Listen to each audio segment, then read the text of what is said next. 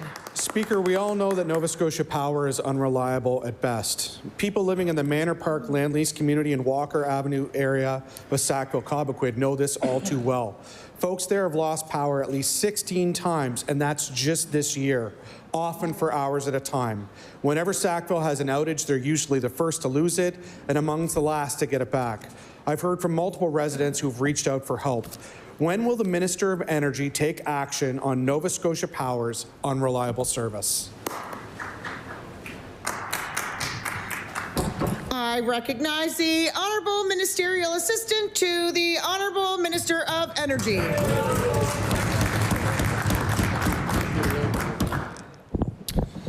Feels good to stretch the legs, Madam Speaker. Madam Speaker, that's not acceptable.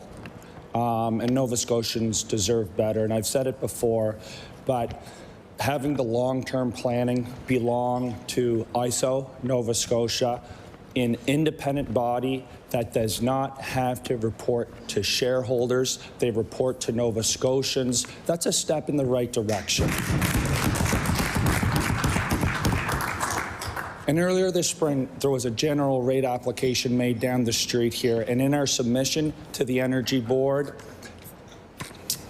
we said, hey, do a better job, Nova Scotia Power. I recognize the Honourable Member for Sackville-Cobequid.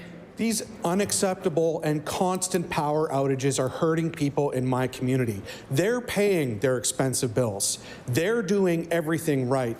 But these power outages means they can't work from home, cook, or clean. Some have even lost expensive perishable medicines like insulin because their fridges don't stay cold. People are frustrated, and it's easy to see why. Nova Scotia Power just failed to meet its reliability standard for the 9th year in a row, and customers now are dealing with yet another price hike. When will the Minister of Energy finally take action to rein in Nova Scotia Power and make sure the utility actually keeps the lights on for Nova Scotians? I recognize the Honourable Ministerial Assistant to the Minister of Energy. Thank you, Madam Speaker.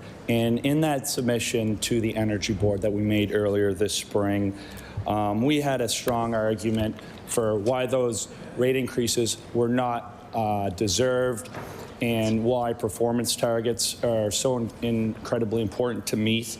We're disappointed that the general rate increase went through. I mean, we respect the independence of the board, and it'd be dangerous to overturn or to go against that process that they deliver. There's guardrails for a reason. In terms of, oh, here we go.